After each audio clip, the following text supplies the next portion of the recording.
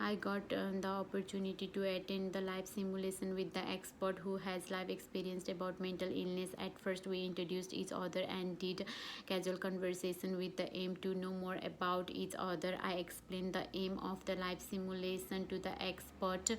After that, I took verbal consent with an expert to talk about her own lived experiences of mental illness. She was happy and ready to share her experience, which helps me to understand feelings, thoughts, and experiences in life who have mental illness. She said that she experienced mental health issue when she was adolescent and it brings different changes in her life. Her mental health condition was interfered in her daily life, such as her study, work life, as well as family and social participation.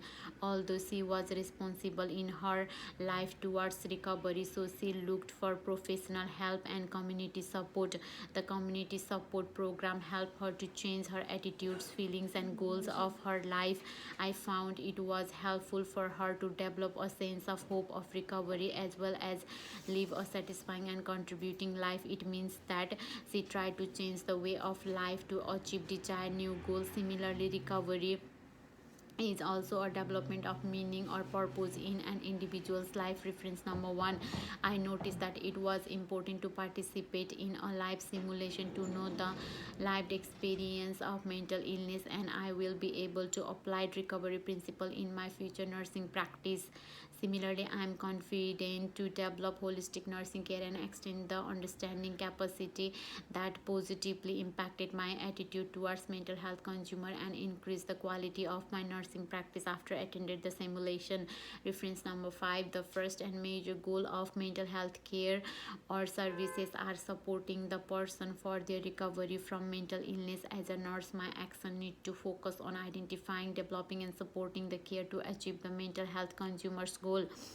I could develop the sense of responsibility in their own life by encouraging to use self-management strategies for their recovery. It is essential because mental health services only work if service users are responsible for their own life. It means being responsible for their physical and psychological well-being, as well as seeking help and support from other people when necessary rather than doing everything on their own.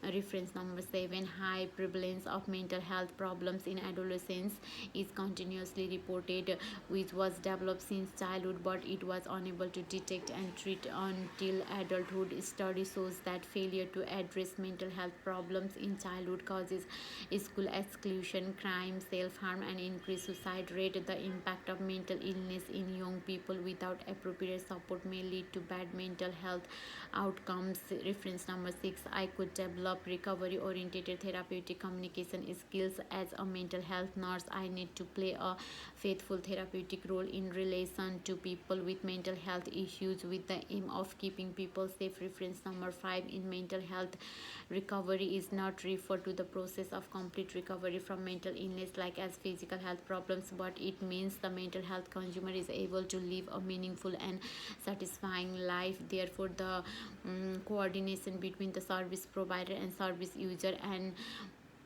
maintain therapeutic relationship with empathy and self and respect are important to get positive consumer mental health outcome. Reference number 2, different people experience recovery differently. However, for most of them, recovery is developing good relationships, satisfying work, and understanding of set goals that support for a better life.